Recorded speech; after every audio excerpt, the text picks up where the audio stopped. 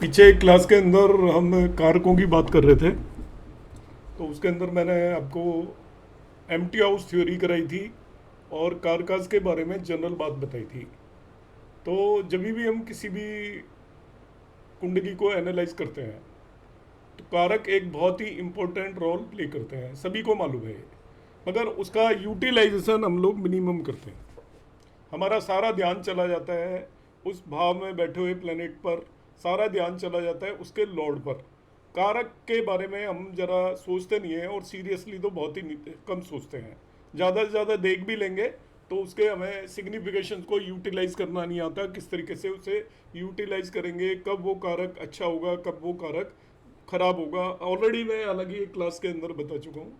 एक मेरे पास रिक्वेस्ट आई थी कि मैं जो कर्मा थ्योरी के कुछ वीडियोस मैंने बनाए थे कि उस पर मैं बताऊं, तो एक्चुअली उसको मैं लाइव क्लास के अंदर जो उसकी चीज़ें हैं उसे नहीं करा सकता, क्योंकि कर्मा थ्योरी के अंदर जो बातें आती हैं वो व्यक्ति को देखे समझे हुए बगैर बताई नहीं जा सकती। They can be miss used, क्योंकि उसके अंदर कुछ इस तरीके की चीज़ें आ जाती हैं जो कि रियल वर्ल्ड से रिलेटेड नहीं है।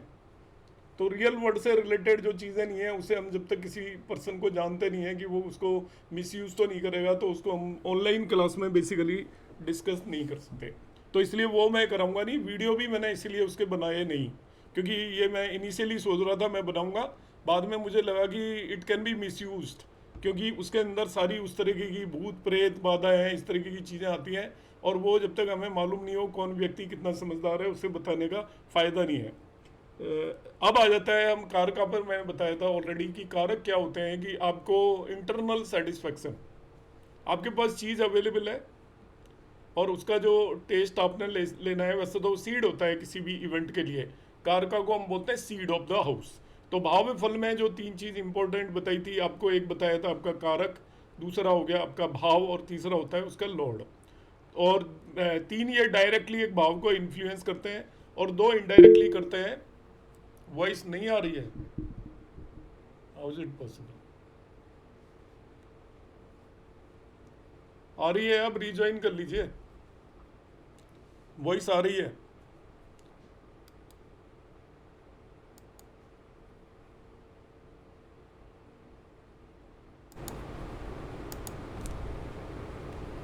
चलो, तो देखिए क्या होता है कि जो कारक का सबसे इम्पोर्टेंट यहाँ पर रोल प्ले करता है वो क्या करता है कि आपको किसी भी चीज़ का, आपको पता है कि ये चीज़ आपको मिल गई, मगर कारक का प्लेसमेंट सही नहीं है तो मिलने के बावजूद भी आप उसे एंजॉय नहीं कर पाओगे। तो जब हम किसी भी कुंडली का एनालिसिस करते हैं, आपने देख लिए राजयोग बन रहे हैं, ये इस तरीके के रिजल्ट मिलेंगे, बड़े सुंदर रिजल्ट मिलेंगे, और आप उस तरीके से प्रेडिक्शन दे देते हो, मगर पर्सन उन रिजल्ट को एक्सपीरियंस नहीं कर रहा होता है, फील नहीं कर रहा होता है। आपके पास सब कुछ होते हुए भी हम फील नहीं करते कई बार। आपके पास बहुत वेल्थ है, मैंने बहुत लोग देखे हैं अच्छा खासा कमा रहे हैं, मगर वो सेटिस्फाई नहीं हो रहे होते। वो जितना भी कमाते हैं वो उनका यही होता है, इससे आजकल क्या होता है जी इतने कम से। अरे भाई कितना भी कमा लो उससे कुछ भी नहीं होता। तो ये सारा रोल होता है कारक का। आपको किसी को स्पाउस मिल गया, तो स्पाउस के अंदर एक खूबी है तो उसको दूसरी कमी नजर आएगी, दूसरी खूबी है तो तीसरी कमी नजर आएगी। वो कहीं ना कुछ कमी उसके अंदर ढूंढ लेगा, क्योंकि उसको इंटरनल सेटिस्फेक्शन नहीं होगा जब तक मैरिज का कारक वेल प्लेस्ड नहीं है। अब कारक का प्लेसमेंट क्या होता है? कारक को आपने अलग से देखना है, कारक को लगने से नहीं देखते कि लगने से प्लेसमेंट आपने उठा के देखा और इसके बेसिस पर हम कारक को एनालाइज कर रहे हैं। कारक का प्लेसमेंट देखना है जिस भाव का कारक है उससे। यदि वो कारक उस भाव में बैठा है, खुद ही भाव में बैठा हुआ है, तो उसको हम कार को भावनाशय बोलते हैं। अब कार को भावनाशय में क्या होता है? कारक को उस पर्टिकुलर भाव से रिलेटेड आपको पूरे रिजल्ट मिल रहे हैं, कोई दिक्कत नहीं है, मगर आप उसको एंजॉय नहीं करोगे। आपको फोर्थ हाउस से रिलेटेड कारक है, वो आपको मकान दे देगा, मगर आपको सेटिस्फेक्शन नहीं होगा। जो मकान मिलेगा उसके अंदर आप 10 तरीके की समस्याओं से, या मन में आपके ऐसा आएगा नहीं ये तो सही लोकेशन नहीं है, इसकी लोकेलिटी सही नहीं है, नेबरहुड सही नहीं है, ऐसा नहीं है, वैसे कमरे नहीं है, इसका इस तरफ गेट है, इस तरफ दरवाजा है। आपको कहीं ना कहीं वो किलस्तर रहेंगे, आप परमानेंट आपके मन के अंदर एक वो रहेगा जिसे कहते हैं हम नॉट सेटिस्फाइड। कितना भी अच्छा है, और बड़ा मिल गया तो छोटा अच्छा था, छोटा मिल गया तो बड़ा अच्छा था, आप उससे सेटिस्फाई नहीं होंगे। ऐसे ही शुक्र आपका वीनस मैरिज का कारक है, 7th हाउस में जाकर बैठ गया, तो मैरिज से रिलेटेड आपको एंजॉयमेंट नहीं होगा, इंटरनल सेटिस्फेक्शन नहीं होता है। कारक का सबसे बड़ा रोल होता है, आपके 4 जगह पर कारक का प्लेसमेंट सही नहीं माना जाता। एक तो वो खुद भाव में आ जाए जिस भाव का कारक है, और भाव से 6, 8, 12, ये ध्यान रखेंगे, भाव से 6, 8, 12 क्या करेगा, भाव से 6, 8, 12 में चला गया, आपको उस भाव से रिलेटेड रिजल्ट आप खींच तान के ले भी आओगे, क्योंकि उसके लॉर्ड की जिम्मेवारी होती है रिजल्ट देने की। लॉर्ड जो होता है उसकी रिजल्ट देने की जिम्मेवारी है। कारक आपको इंटरनली बताएगा, उसको आप एंजॉय करोगे कि नहीं, आप सेटिस्फाइड होंगे कि नहीं रिजल्ट से, उसमें कारक का रोल होता है। कारक मतलब कारण, कारण भी वो बताएगा आपको वो रिजल्ट किस वजह से मिलेंगे, और उसका जो एंड रिजल्ट होता है वो इंटरनल सेटिस्फेक्शन है। आपको मन में संतुष्टि नहीं होगी यदि आपका कारक पीड़ित है, तो एक तरीके से मानिए कि आपको सारा कुछ आपने पाया, मगर अल्टीमेटली वो एक तरीके से आपका लॉस हो गया, क्योंकि आपको अंदर से सेटिस्फेक्शन नहीं आया। जॉब करने जाओगे, आपको सरकारी नौकरी मिल जाएगी, लॉर्ड ने दिलवा दी, मगर जो उसका कारक यदि आपका वेल प्लेस्ड नहीं है, तो आप वहां पर संतुष्ट नहीं होंगे। या तो आप कहेंगे ये नौकरी क्यों मिली, वो मिलनी चाहिए थी, यहाँ क्यों मिली, वहाँ मिलनी चाहिए थी, ये पोस्टिंग मिलनी चाहिए थी, और आप पूरी लाइफ तक सफ़र करते रहेंगे। आपको ट्रांसफ़र ऐसी जगह पर पोस्टिंग मिल जाएगी जहाँ आप जाना नहीं चाहते। तो इस तरीके से हम उसको देखने की कोशिश करेंगे। 2 भावों के कारक मैंने प्रीवियस क्लास के अंदर डिस्कस किए थे, उसने किसी ने नहीं देखा हो तो वीडियो अवेलेबल है, आप देख सकते हो। और जो ये संडे क्लास होती है उसका मैंने एक अलग से ग्रुप बना दिया है, उसमें प्लेलिस्ट में आप जाके देख सकते हो, 24-25 के करीब उसके अंदर वीडियो है। वैदिक एस्ट्रोलॉजी फ्री क्लासेस करके वो ग्रुप है, आप देख सकते हो। अब मैं आगे बढ़ूंगा और थर्ड उससे स्टार्ट करूंगा मैं,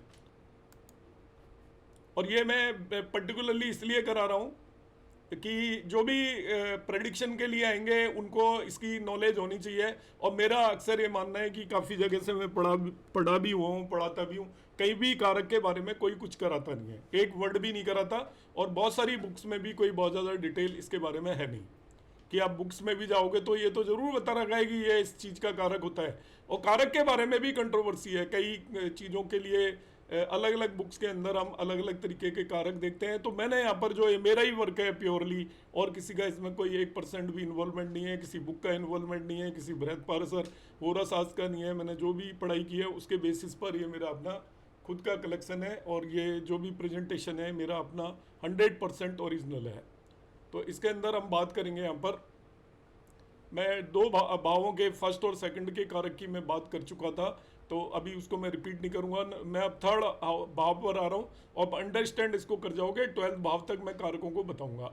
तो थर्ड हाउस आ जाता है। थर्ड हाउस की जो मेन सिग्निफिकेशंस होते हैं, मैं प्रेजेंट वो आपको शेयर करूंगा स्क्रीन। इसका पीडीएफ मैंने बहुत सारे लोगों को दे दिया था एक ग्रुप के ऊपर, बाकी मैं डाल दूंगा अदरवाइज।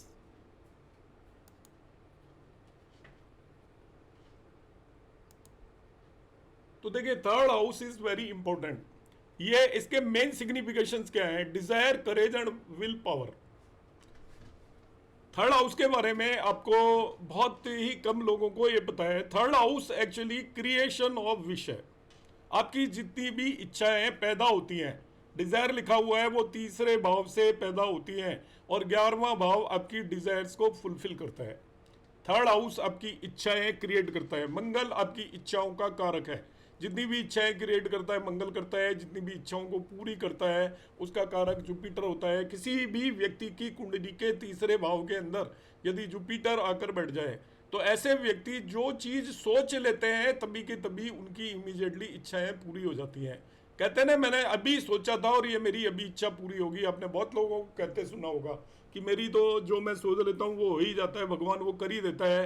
वो एक वन ऑफ द कॉम्बिनेशन है कि थर्ड हाउस पर जुपिटर का, because third house is the creation, desires create करता है। जुपिटर 11th हाउस का कारक है, वो डिजायर फुलफिलमेंट करने की जिम्मेवारी है। मार्स में डिजायर क्रिएट करने की जिम्मेवारी है, और 11th हाउस के अंदर आपको विश फुलफिलमेंट जिसे बोलते हैं। तो यदि 11th लॉर्ड आपका आ जाए यदि थर्ड हाउस में, और थर्ड लॉर्ड 11th हाउस में आ जाए, मार्स भी वहां पर जाकर बैठ जाए, तो आपके माइंड के अंदर जैसे ही इच्छाएं होंगी और वैसे ही वो आपकी इच्छा पूरी हो जाएगी। हम कई बार कहते हैं ना, हमने इतना छोटा मांगा, मांगते ही पूरा हो गया। शायद हम कुछ बड़ा मांग लेते तो बड़ा मिल जाता। वो यही कॉम्बिनेशंस है। अब यहाँ पे क्या होता है कि आपका जो थर्ड हाउस रिप्रेजेंट करता है डिजायर एंड इनिशिएटिव को भी रिप्रेजेंट करता है। सिबलिंग्स आपको मालूम है, कम्युनिकेशन मालूम है, हैंड्स को रिप्रेजेंट करता है, स्किल्स को रिप्रेजेंट करता है, मेंटल स्टेमिना एंड सब कॉन्शियस एक्शंस को। आपका जो माइंड है, आप जो सोचते हो, आपको आपको यदि कोई कहता है कि मैं आपको बदल दूंगा, वो नहीं बदल सकता आपको दुनिया में कोई भी। किस लिए नहीं बदल सकता? आपका जो माइंड है उसमें 90% आपका सबकॉन्शियस माइंड है और 10% आपका एक्चुअल अदर माइंड है। तो जो सबकॉन्शियस माइंड है उसको आप किसी भी हालत में नहीं बदल सकते।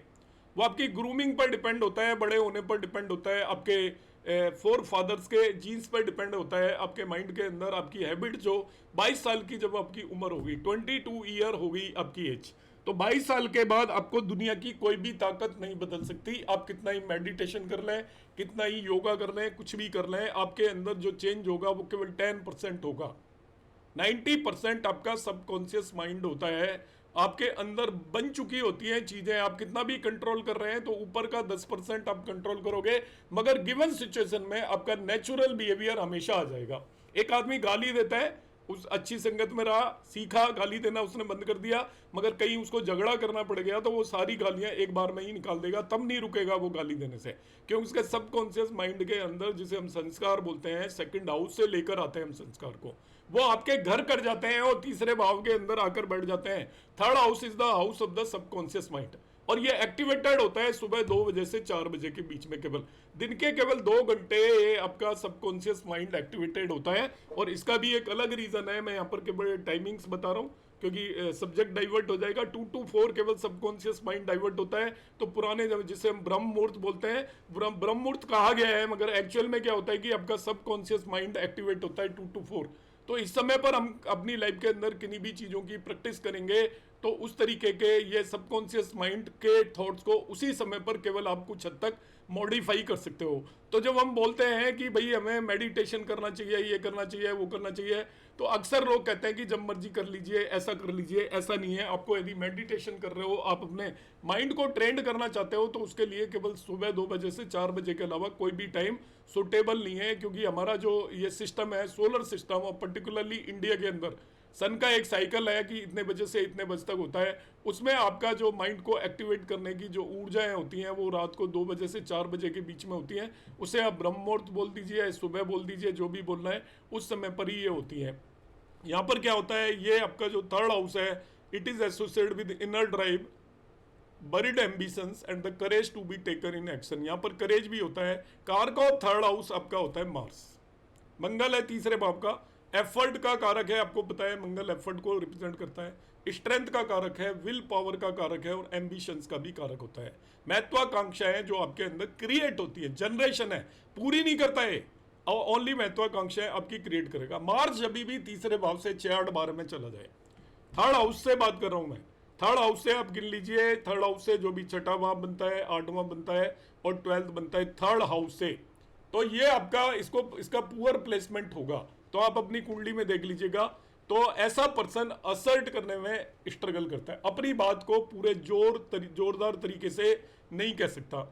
फेस चैलेंजेस एंड एक्सप्रेसिंग करेज, तो वो आपका करेज को एक्सप्रेस भी नहीं कर सकता।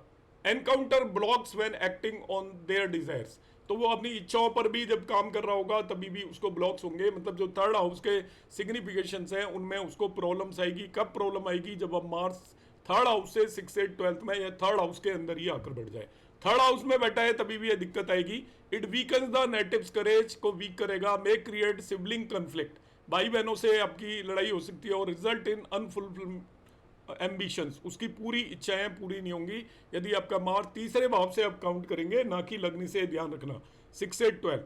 नेक्स्ट आता है आपका फोर्थ हाउस। तो फोर्थ हाउस को आप ध्यान से देखोगे तो ये 3 चीजें सबसे इंपॉर्टेंट है। वैसे तो हम 10 सिग्निफिकेशन बता देते हैं। सबसे बड़ा इंपॉर्टेंट आपका सिग्निफिकेशन है पीस। आपकी जिंदगी का जो मकसद है वो पीस है। चाहे मोक्ष भी पीस है, और इसके अलावा मोक्ष भी कुछ नहीं होता।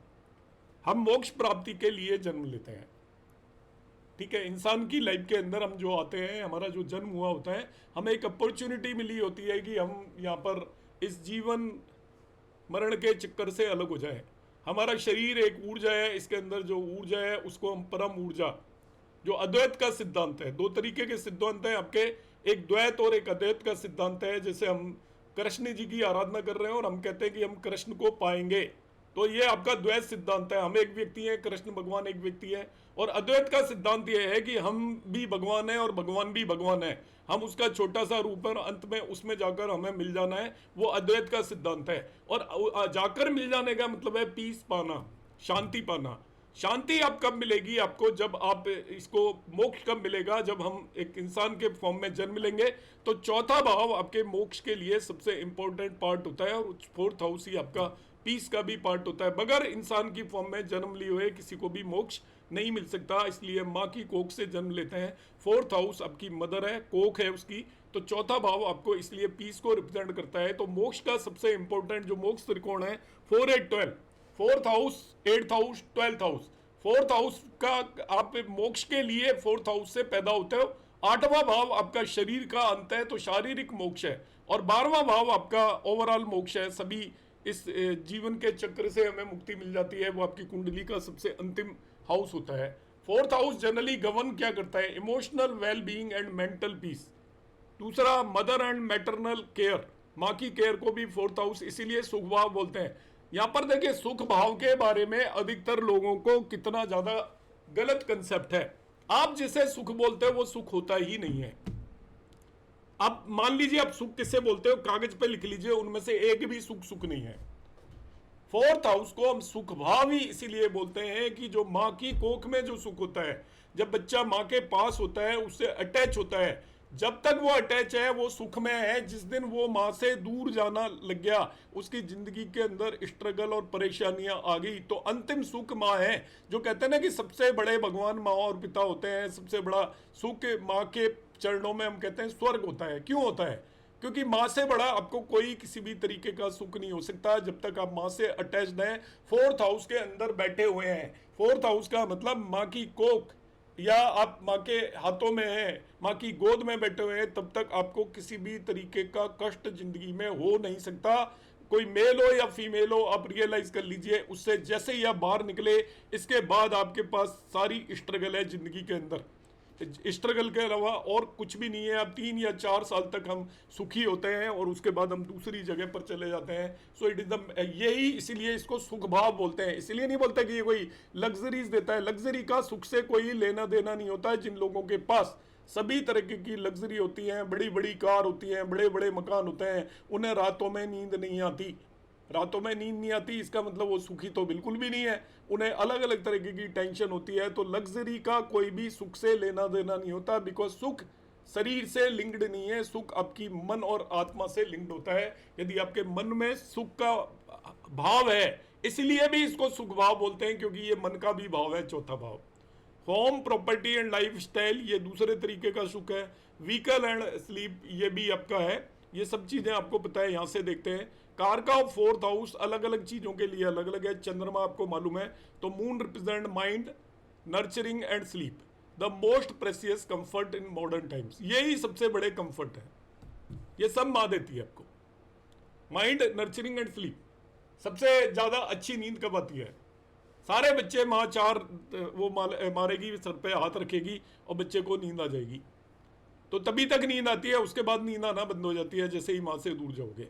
माइंड में आपके कोई टेंशन नहीं होती, आपको कुछ नहीं सोचना, ना खाने के बारे में सोचना, ना पहनने के बारे में सोचना, ना कहीं जाने के बारे में सोचना। माँ गोद में लेकर जाएगी, माँ अपने स्पून से खिलाएगी आपको, और माँ ही सुलाएगी, माँ ही कपड़े पहनाएगी। इसलिए उससे बड़ा क्या सुख हो सकता है? आप एज्यूम करिए, आप सुख किसको मान के चलोगे?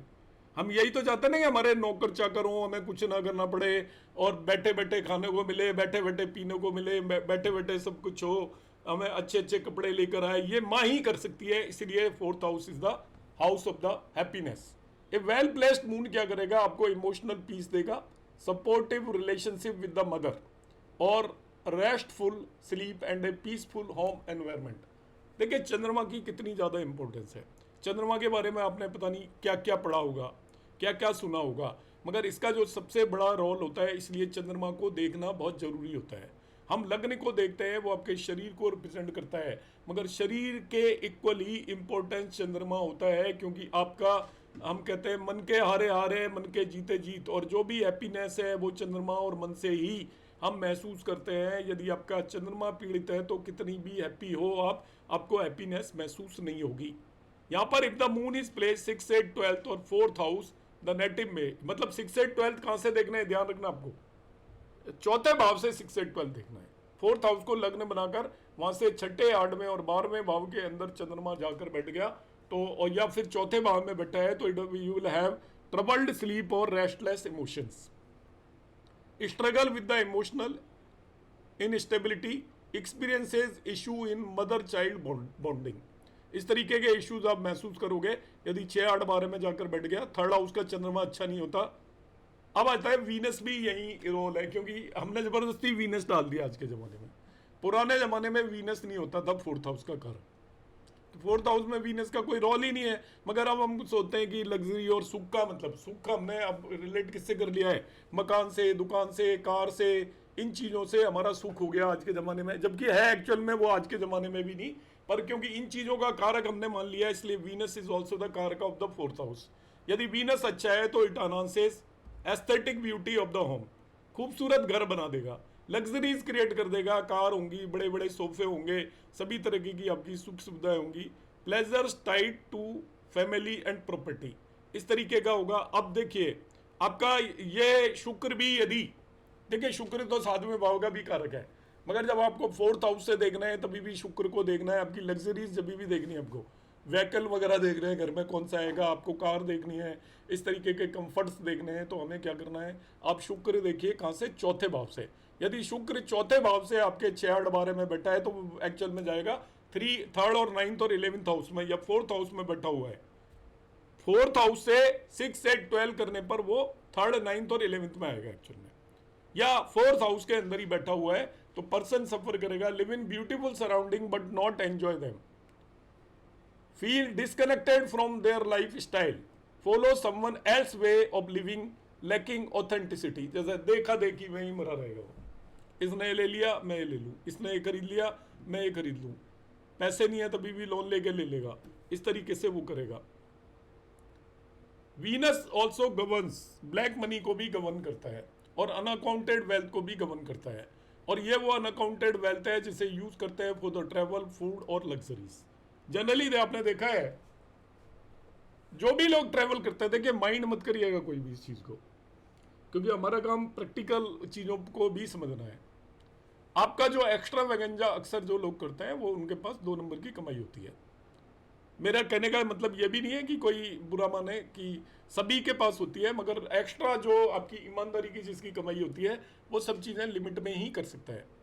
घूमने भी जाएगा तो उसका एक सर्टेन नियम बनाएगा कि भाई साल में एक बार जाना है, इस जगह जाना है, बजट देख कर जाएगा। रेस्टोरेंट्स भी जाएगा तो सोच समझ के जाएगा, अब व्हीकल भी लेगा तो सोच समझ के लेगा, सब चीज़ें सोच समझ के करेगा। मगर जिसका ब्लैक मनी है, 2 नंबर का पैसा है, उसको पता ही नहीं है कहाँ से कितना आ रहा है जा रहा है, तो वो पर्सन ये सारी चीज़ें करेगा जो मैंने यहाँ लिखा है। Venus also governs black money और unaccounted wealth use for travel, food and luxuries. यहाँ पर मरकरी को भी देखिए वो बता दिया है, एंड मेंटल एप्लीकेशन। मरकरी बुद्धि का कारक है और बुद्धि का लेना देना होता है आपकी पढ़ाई लिखाई से, तो यहाँ पर मरकरी को भी हमने कारक बना दिया है। अक्सर आपने देखा नहीं होगा कि मरकरी को 4th हाउस में हम कारक लेते हैं। यहाँ पर मरकरी कारक है किस केस में, education, formal and applied, logic, analysis and business skills, communication and intellect. उसमें जो मेनली इंपॉर्टेंट कारक यहाँ पर ये हो गया 4th हाउस का, ड्यू टू एजुकेशन। 10th का भी कारक होता है, बिजनेस का कारक है, देखिए analysis, business skills and logic, ये 10th हाउस का भी कारक हो जाता है। कम्युनिकेशन मतलब आपका कुछ हद तक 3rd हाउस का भी कारक हो जाता है। जब आप कम्युनिकेशन देखोगे तो उसके केस में मरकरी इज ऑल्सो कारक of the 3rd house. Mercury influences both the 4th house, schooling and foundational learning, आपको मालूम है, and 10th house, career, application of knowledge. A well placed Mercury enable both sound education and intelligent career moves, specially in field like business, finance and technology. तो आपका well placed mercury है कुंडली के अंदर, तो मरकरी कहां पर होना चाहिए, देखिए वेल प्लेस्ड कब कहेंगे। अब ये 2 भावों का कारक बता दिया हमने, तो चौथे भाव का भी बता दिया और 10वें का भी बता दिया। अब चौथे के बारे में देखने 4th हाउस के, तो 4th हाउस से देखेंगे इसे, 10th हाउस से नहीं देखेंगे इसको। हम कहां से देखेंगे, 4th हाउस से।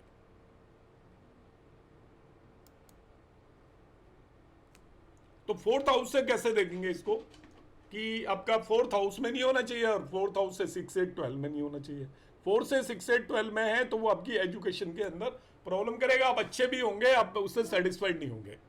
एजुकेशन से सेटिस्फाई नहीं होते बहुत सारे लोग, कुछ भी कर लेते हैं तो सेटिस्फाई नहीं होते। जैसे मैं एग्जांपल देता हूँ कि लोगों का ड्रीम होता है हमारा आईआईटी में हो जाए, मरकरी वेल प्लेस्ड नहीं है, आईआईटी में हो जाएगा। आपका जो लॉर्ड है आपका या भाव चौथा ठीक है, मेहनत करी आपने, हो गया, पता लगा आपको डिजायर्ड सब्जेक्ट नहीं मिली, कंप्यूटर साइंस चाहिए नहीं मिली, मिल गई, पता लगा रोपड़ में मिल गई, कहीं और मिल गई, गुवाहाटी में मिल गई, मगर वो आपको दिल्ली मुंबई चाहिए थी, वहाँ नहीं मिली। मतलब आप ultimately you will not be satisfied. Main बात यह है आप उससे सेटिस्फाइड नहीं होंगे।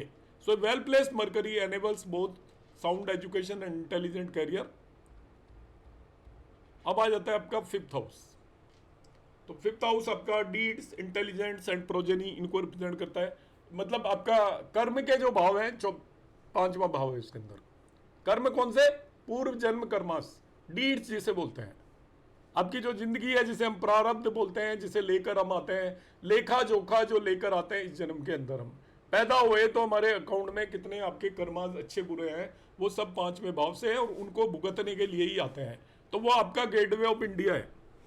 आप एंटर हुए तो gateway of life is the 5th house. और आपका कॉज क्या है? What is cause of your birth? Your पूर्व जन्म कर्मास, और कोई भी कॉज नहीं है। कुंडली में हम ढूंढ रहे हैं, ढूंढते रहिए। असली तो यह है कि मान लीजिए कि आपने पिछले जन्म से इस जन्म में आए हो, इसका मतलब आपका कर्मों का लेखा जोखा नेगेटिव है। अकाउंट के अंदर डेबिट है, लोन ले रखा है, कर्मों का लोन लियो है। अच्छे कर्म कम है, बुरे कर्म ज्यादा है, तो इसलिए ये आपका दंड युग है, मृत्यु लोक है, दंड लोक है, और कोई लोक नहीं है। कोई सोचता है कि मैं कोई बहुत इस लोक में आकर कोई आनंद ले लूंगा, संभव ही नहीं है, इम्पॉसिबल है। चाहे जो ऋषि मुनि अपनी तपस्या कर रहे हैं तो वो एंजॉय नहीं कर रहे, वो अपने आप को भुला रहे हैं। कर्मों को इस तरीके से कर रहे हैं कि अपने आप के ऊपर फोकस ना करके, जो फिजिकल बॉडी पर फोकस नहीं कर रहे हैं, अपनी आत्मा पर फोकस कर रहे हैं। और मुक्ति का वही रास्ता माना जाता है कि अब फिजिकल बॉडी पर जो फोकस कर रहे हैं, बाकी तो दुनिया फिजिकल बॉडी पे लगी पड़ी है।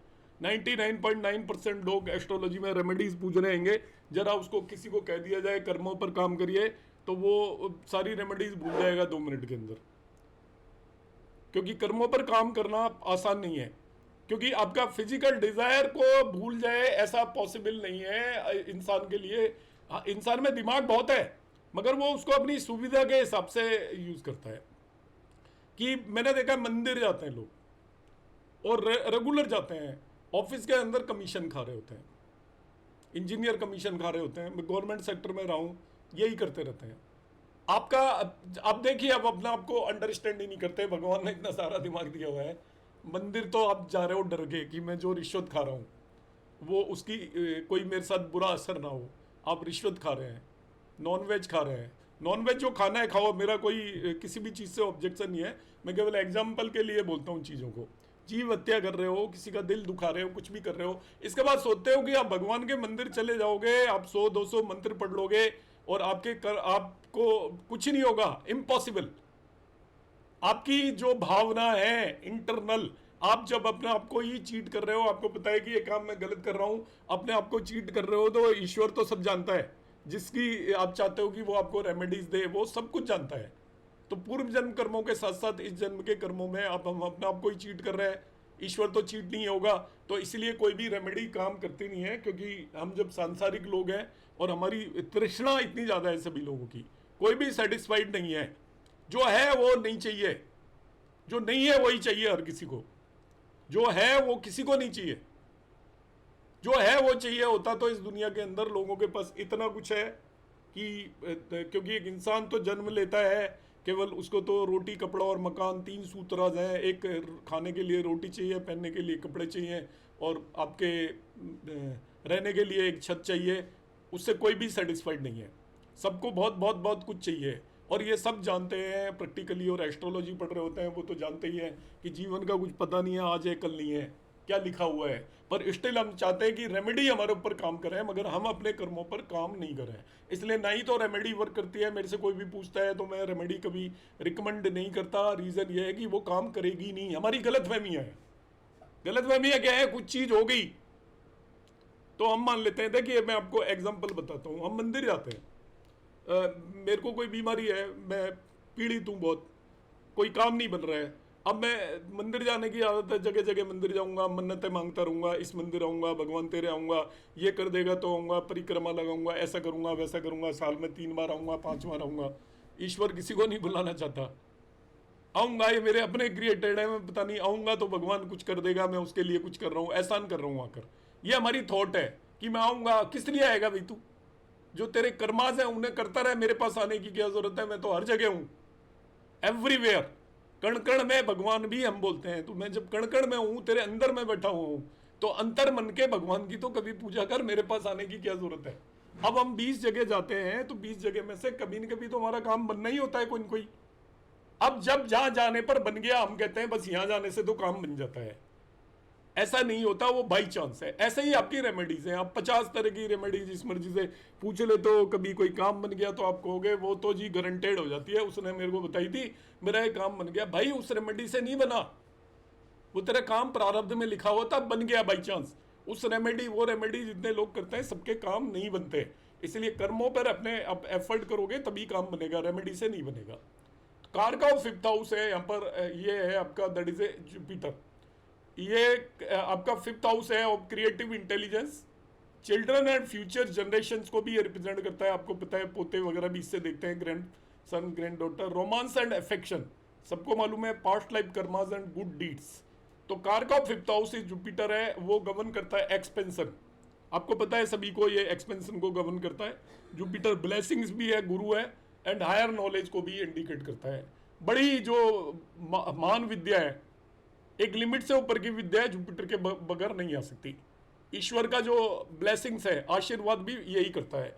Even if one does nothing, deeds from past life में bring reward through this house. आप कुछ भी नहीं कर रहे हो तो पास्ट लाइफ के कर्मास आपको कुछ ना कुछ लेकर आते हैं। अब कुछ कब नहीं कर रहे हो, अब जब आपको समझ में आ गई तब तो आप अपनी मर्जी से कर रहे हो, मगर जब समझ में नहीं आई थी तभी भी तो आप जन्म ले रहे हो। जन्म तो आप लेने में आपका कोई रोल नहीं है, 4-5 साल तक तो आपका कोई रोल नहीं है। आप किसके घर में जन्म लिया, ये पास्ट लाइफ कर्मास डिसाइड करेंगे, और किसके घर में जन्म लिया उसके बेस पर आप कितने भी नालायक हो तो एक लिमिट से कम तो जा नहीं सकते। अंबानी के घर में जन्म लोगे तो अंबानी तो रहोगे ही ना। अब तो 1 लाख करोड़ की जगह 10,000 करोड़ होंगे आपके पास, 5 लाख करोड़ होंगे, 50,000 करोड़ होंगे, या 3,000 करोड़ होंगे, तभी भी दुनिया से आप ऊपर ही रहोगे। आप गांधी के घर में जन्म लोगे तो आप चाहे राजीव गांधी बन जाओ, चाहे राहुल गांधी बन जाओ, चाहे कोई और वरुण गांधी बन जाओ, आप MP MLA कुछ ना कुछ तो बने रहोगे ही। मगर गरीब के घर में आप जन्म लोगे तो वहां तक पहुंचने के लिए आपको पूरी लाइफ तपानी पड़ेगी, तपस्या करनी पड़ेगी। तो पास्ट लाइफ कर्मास हैं, पास्ट डीड्स हैं, जिसकी वजह से आपको ये अचीवमेंट होते हैं। जुपिटर को देखिए, जुपिटर आपकी कुंडली में 4 भावों का कारक है, 5 का है बल्कि मेरे हिसाब से, 2nd का है, 5th का है, 7th का है, 9th का और 11th का। अब आपको कौन सी चीज देखनी है उस भाव के रेस्पेक्ट में देखेंगे। अब 5th हाउस से रिलेटेड आपको देखना है, संतान के बारे में देखना है, आपकी क्रिएटिव लर्निंग के बारे में देखना है। और ये आपके 5th house is also the house of, जो हम किसी को कंसल्टेशन देते हैं उसका भी है आपका, कंसल्टेंसी जिसे बोलते हैं। तो यहाँ पर आपको रोमांस अफेक्शन वगैरह देखना है, तो हम क्या करेंगे, 5th हाउस से यदि जुपिटर 6 से 12th में चला जाए या 5th हाउस में चला जाए तो अच्छा नहीं होगा, नोट कर लेना। 5th हाउस में ही बैठा हुआ है तो संतान के लिए उतना बेटर नहीं है। आपकी होगी, सब कुछ होगा, बट वो आपका सेटिस्फैक्शन नहीं होगा, क्योंकि ये आपका कारको भाव नशय हो जाता है। यहाँ पर आपका यदि वो 5th हाउस से 6 से 12th में बैठा हुआ है या 5th हाउस में बैठा है तो डिलेड और ट्रबल्ड चाइल्ड बर्थ होगी आपकी, स्ट्रगल इन एक्सप्रेस लव और इमोशंस, एक्सप्रेस भी नहीं कर पाएगा वो। पुराने जमाने में जो होते थे चिट्ठी लिख लिख के फाड़ा करते थे वो होंगे, आजकल के ज़माने में तो क्या कर देते हैं एक्सप्रेस, क्योंकि अब वो ओपन हो चुकी है society. Difficulty in completing education, उसकी एजुकेशन के अंदर भी डिफिकल्टी आएगी, लर्निंग के अंदर भी उसको डिफिकल्टी आने वाली है। Growth, education and the role of Jupiter, तो इन सभी चीज़ों का कारक है जुपिटर के बारे में कलेक्टिवली मैं बता रहा हूँ यहाँ पर। A children grow, they pass through various stages from toddler to child to adolescent and so on. तो बच्चे से बड़े होते हैं, बड़े से और भी बड़े होते हैं। जुपिटर ये कारक है ऑफ द ग्रोथ, तो इसका एक बहुत इंपॉर्टेंट रोल होता है आपकी लाइफ की जर्नी में। कि आप पैदा होने से लेके बड़े होते हैं, ये भी अपना आप में ग्रो होती है, आपकी लाइफ की ग्रोथ होती है, तो उसमें जुपिटर का एक बहुत इंपॉर्टेंट रोल होता है। Jupiter is also closely associated with the education. Mercury बुद्धि है तो जुपिटर बुद्धिमता है। अंतर बता देता हूं मैं जुपिटर मरकरी का। आप कहते हो कि मेरा बच्चा बहुत इंटेलिजेंट है मगर पढ़ता नहीं है, इसका मतलब जुपिटर ठीक नहीं है, मरकरी ठीक है। आप कहते हो कि बच्चा इंटेलिजेंट भी है, पढ़ता भी है और बहुत टॉप करता है सब जगह, तो इसका मतलब उसका मरकरी और जुपिटर दोनों बढ़िया है। बुद्धि भी है, टॉप करता है, तो इसका मतलब उसको याद भी रहता है, और पढ़ भी रहा है, सेलेक्ट भी हो रहा है, इसका मतलब याद रहने के साथ साथ उसको ये भी मालूम है मुझे पढ़ना पड़ेगा तभी मैं टॉप करूंगा। तो बुद्धि और बुद्धिमत्ता दोनों का यहाँ पर यूटिलाइजेशन है। मगर कई बार ये होता है कि वो कहता हूँ कि आप करता तो बहुत मेहनत है मगर कुछ खास नंबर नहीं आते, इसका मतलब उसका मरकरी वीक है, जुपिटर ठीक है। उसको ये समझ है मुझे पढ़ना चाहिए मगर उसका मरकरी ठीक नहीं है, इसलिए उसको याद नहीं रहता। तो इस तरीके से जुपिटर एजुकेशन के लिए इंपॉर्टेंट होता है। The second house govern early education, your speech, language and what you learn in KG to high school. Further, fifth house also ruled by Jupiter represent higher education like bachelor's and master's degree तक मान लीजिए। Masters का ही 9th house से भी देखते हैं, चलो 5th house से भी देख सकते हो। 9th हाउस का भी यही कारक है। 9th house not mention directly but implied is traditionally link to PhD level education and spiritual wisdom. PhD आपको 9th हाउस से देखेंगे, और ऐसी PhD जिसके अंदर की बिल्कुल ही आप नई चीज पर काम कर रहे हो तो वो 8th हाउस से भी देखी जा सकती है। So we can think of the second house early learning, speech and basics, वो जुपिटर कारक है उसका। 5th हाउस है formal education, degree and intellect. 9th house है आपका advance education, that is philosophy और धर्म भी 9th हाउस से आता है आपका। नाउ द कारक ऑफ द 6th हाउस। तो 6th हाउस आपकी दुस्थान है। किसी भी भाव से छठे भाव में उसका कारक चला जाता है तो हम कहते हैं कि भाई ये तो खराब स्थिति में चला गया। तो यहाँ पर 6th हाउस की हम इंपॉर्टेंस देखते हैं। 1 मिनट को जरा रुकिएगा।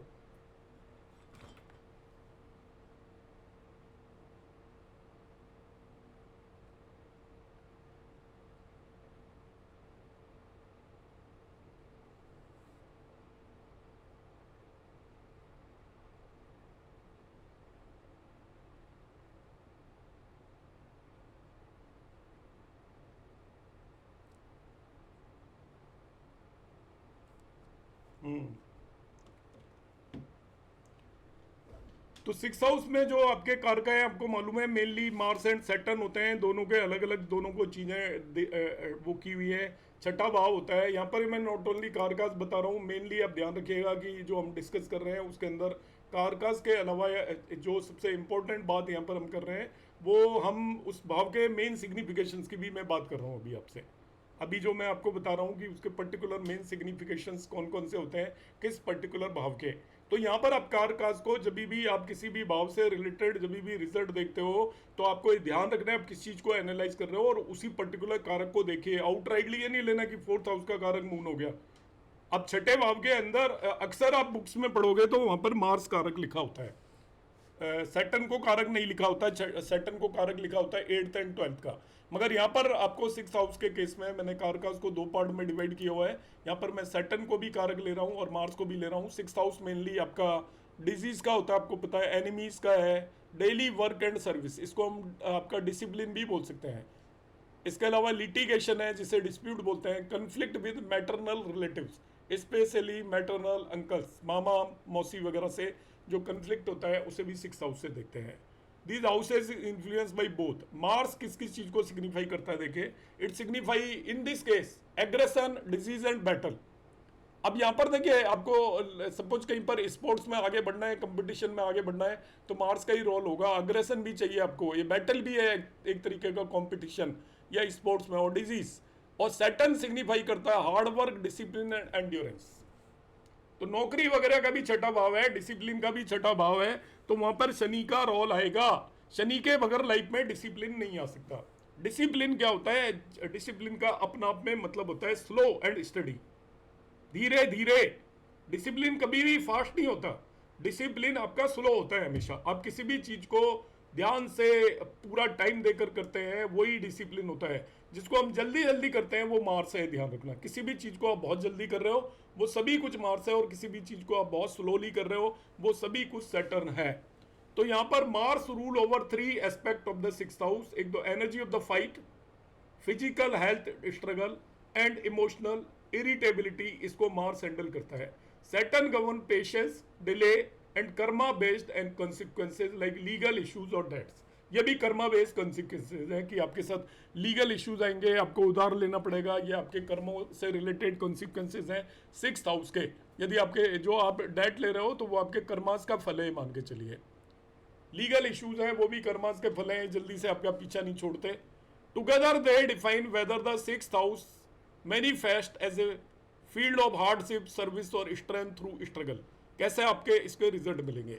अब यहाँ पर ये वो नियम आपको फिर से ध्यान रखना है कि मार्स और सैटर्न छठे भाव के अंदर बैठे हों तभी भी वो आपको प्रॉब्लम्स क्रिएट करेंगे, और छठे भाव से 6, 8, 12 में बैठे हों, 6th हाउस को लग्न बनाकर देखना है, then also they will create problems, आपको अच्छे नहीं माने जाएंगे। Next is your house is the 7th house, जिसके बारे में हम सब लोग एस्ट्रोलॉजर्स काफ़ी ज़्यादा जानते हैं और कह सकते हो कि काफ़ी कम भी जानते हैं। ठीक है, क्योंकि हम मैरिज ही मैरिज पढ़ते हैं, तो मैरिज के बारे में कुछ कहा ही नहीं जा सकता, कहीं पर कुछ लिखा नहीं है क्या मैरिज है। शास्त्रों में 8 तरह की मैरिज बताई गई है और वो सभी आ जाती हैं। तो अभी जो हम लोगों की टाइमिंग ऑफ मैरिज इसलिए गलत होती है, हम एक ही तरीके की मैरिज को मानते हैं। मैं कई बार वीडियो भी डालता हूँ तो उसमें वो जवाब लिखते हैं कि जी नहीं, फेरे नहीं पड़े तब तक कैसे मैरिज है। अरे भाई, फेरे is a tradition, is not a marriage. आजकल तो कोर्ट में चले जाओ आप, जब भी 2 मिनट में वो आपकी गवाही लेंगे और आपकी कर देंगे, लीगल मैरिज हो गई आपकी, कोई फेरे वेरे की जरूरत नहीं है। तो फेरा इज ए ट्रेडिशन। हमारे हिंदू में बहुत सारी रिचुअल्स होती हैं, ट्रेडिशंस होती हैं, that is not a marriage. पुराने ज़माने में भी कितने तरीके की मैरिज हुआ करती थी, गंधर्व मैरिज हुआ करती थी, दौड़ के 8 तरीके की मैरिजों का वहाँ पर वो किया हुआ है, तो वो सभी मैरिज है। और मैरिज का मतलब होता है कि पुरुष और स्त्री के बीच में किसी भी तरीके का एक रिलेशन बन जाए, वो अपना अपने मैरिज है। अब वो कहते हैं कि नहीं, ऐसे तो आज के समय पे तो 8-8, 10 बन जाते हैं, तो 8-10 तो पहले भी बनते थे। पहले कौन से नहीं बनते थे? एक राजा 100-100 रानियाँ रखता था, 200-200 रानियाँ रखता था, और मतलब लाइन लग के पूरे महल हुआ करते थे रानियों के अलग से, और पूरा एक बस्ती हुआ करती थी जिसमें उसकी रानियाँ ही होती थी, सबसे वो मैरिज करके भी लेके आता था। तो मैरिज पहले के ज़माने में भी बहुत सारी हुआ करती थी, आजकल भी बहुत सारी होती हैं। मैरिज वही नहीं है केवल, हाँ आपके बच्चों की जो मदर होंगी वो सब नहीं होंगी, मगर मैरिड लाइफ में आपकी जो भी इन्वॉल्व है, आपके जिनसे भी रिश्ते हैं, वो सभी मैरिज है। क्योंकि विवाह का मतलब ये नहीं होता कि आपने किसी के साथ 7 फेरे ले लिए, वो एक ट्रेडिशन है। और ट्रेडिशन अलग अलग रिलीजन्स में अलग अलग हैं। कबीलों में, आजकल कबीलों में कई कई मैरिज होती हैं, तो क्या वो मैरिज नहीं है क्या? उनके तो कोई फेरे नहीं पड़ते। वो लोग अपने, जो जितना ज़्यादा मोटा है उसकी उतनी ज़्यादा बीबियाँ होंगी, शरीर के अंदर खून पीते हैं जानवरों का मोटापा करने के लिए कि और बीबी मिल जाए, वहाँ कंपटीशन होता है कबीलों के अंदर। मैं इसलिए बता रहा हूँ ये चीज़ कि आप इसको माइंड में क्लियर कर लीजिए, क्योंकि एस्ट्रोलॉजर्स में ये सबसे ज़्यादा वो होता है। तो कई कबीलों में क्या होता है कि वो जानवरों का खून पीते हैं जिससे उनका पेट ज़्यादा बड़ा हो। इसके बाद वहाँ मीटिंग होती है, जिसका पेट बड़ा होता है 6 महीने में, उसको वो जिसे पसंद करता है उसकी शादी उससे हो जाती है, तो 20-20 बीवियाँ होती हैं उसकी। इस तरीके से हम उसको करते हैं, तो उसको अंडरस्टैंड करने की ज़रूरत है। और कोई इमोशनल नहीं होना कि फेरे नहीं पड़े तो क्या मैरिज हुई, हमें इमोशनल नहीं होना। ये ट्रेडिशंस है अलग अलग जगह की, देश काल परिस्थिति के हिसाब से अलग अलग चीज़ों को मैरिज माना जाता है। पर मैरिज का अल्टीमेट जो मतलब है वो है कि पुरुष और स्त्री के बीच में जब भी रिलेशन है वो मैरिज है।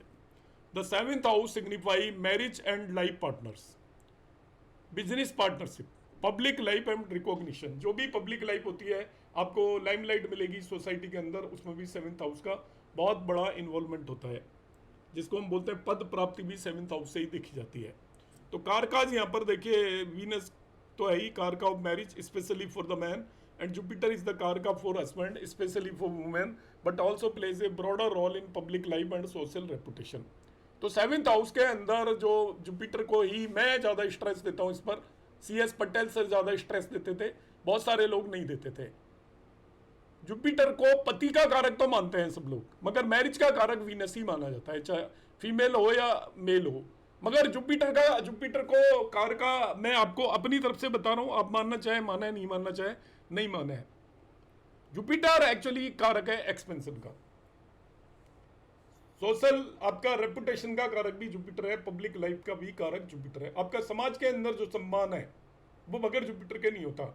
एक्सपेंशन का कारक क्यों है देखिए, आप चाहे पुराने जमाने में चले जाइए या आज के जमाने में चले जाइए, कभी भी चले जाइए, बगैर जुपिटर के मैरिज नहीं हो सकता, वो आपका एक्सपेंशन नहीं हो सकता बगैर जुपिटर के। आपका सोसाइटी के अंदर देखिए मैरिज का कारण मैं आज बताऊंगा और पुराने जमाने में बताऊंगा।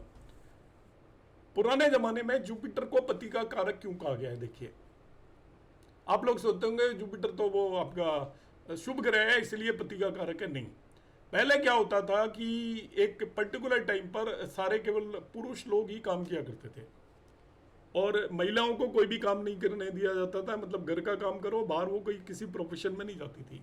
तो उन्हें एक ज्ञान दिया जाता था कि भाई तू जो भी करेगी तेरी मैरिज होगी उसके बाद करना, घूमना है, फिरना है, कोई आपकी एक्टिविटीज या फैशन या शौक जो भी पूरे करना है। और ये मैं अपनी पीढ़ी में भी मैंने यही देखा है, अक्सर की लड़कियों को यही कहा जाता था कि अब तू पढ़ ले लिख ले, तेरी शादी कर देंगे, तेरा पति तुझे घुमाएगा, तेरा पति तुझे ये कराएगा, तेरा पति उसे कराएगा।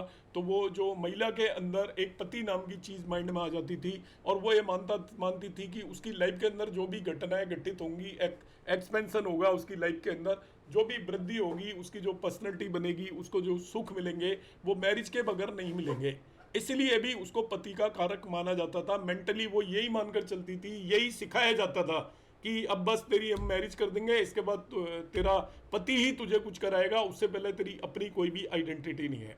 आज के समय पर देखिए, आज के समय पर वो तैयार ही नहीं होते। दोनों तैयार होते हैं तो वो क्या करते हैं, उनका मकसद होता है मैरिज का, मतलब मकसद देखिए अर्ली टाइम में भी जो राजा और रानी जो होते थे वो लोग किस तरीके से मैरिज करते थे। जुपिटर का रोल कैसे है देखिए, मान सम्मान। राजा का प्रपोजल किसी के पास आ जाता था वो मना ही नहीं करता था। क्यों नहीं करता था? राजा में ऐसी क्या खास बात थी? उसको पता था कि ये इसकी तो पहले से ही 50 रानियां हैं। तो मैरिज केवल फॉर्मेलिटी थी मगर उसका मान सम्मान प्रतिष्ठा बढ़ती थी, इसलिए लड़कियां तैयार हो जाती थी, उनके पेरेंट्स तैयार हो जाते थे। दो राजा रजवाड़े आपस में एक दूसरे का वो साथ पाने के लिए भी एक दूसरे की लड़कियां दे दिया करते थे। वहां पर पूरा का पूरा जुपिटर का रोल होता था। आजकल आप बच्चों को देखिए, आप सोचिए जब वो मैरिज करते हैं तो सबसे ज्यादा किस चीज पर फोकस करते हैं? वो देखते हैं कि भाई उसका कैरियर क्या है, मेरा कैरियर क्या है, दोनों मिलके हमारा कैरियर एक्सपेंशन होगा लाइफ में। फ्लैट ले लेंगे, एक जने की सैलरी से हम इंस्टॉलमेंट पे करेंगे, दूसरे की सैलरी से घर का खर्चा चलाएंगे। ये सब थॉट प्रोसेस है जो आप रोजाना आज की डेट में देखते होंगे। इसलिए Jupiter is a very important car का यहाँ पर वीनस तो है, वीनस वाले कारणों से है। मैरिज में वीनस भी तो एक इंपॉर्टेंट रोल प्ले करता है। तो वीनस आपका जो रोल प्ले करता है वो तो करेगा ही, मगर जुपिटर का भी बहुत ज्यादा इंपॉर्टेंट रोल है आज के समय पर। इसका रीजन है man marry for pleasure and women marry for values और विजडम। हालांकि आज के डेट में ये दोनों के लिए दोनों चीज ठीक है। Women also marry for pleasure and दोनों ही आपका वैल्यूज एंड विजडम से करेंगे। तो वैल्यूज एंड विजडम का मतलब यहाँ पर जुपिटर हो गया। आप यहाँ पर वैल्यू और विजडम हटा दीजिए। फॉर वेल्थ का कारक भी जुपिटर है।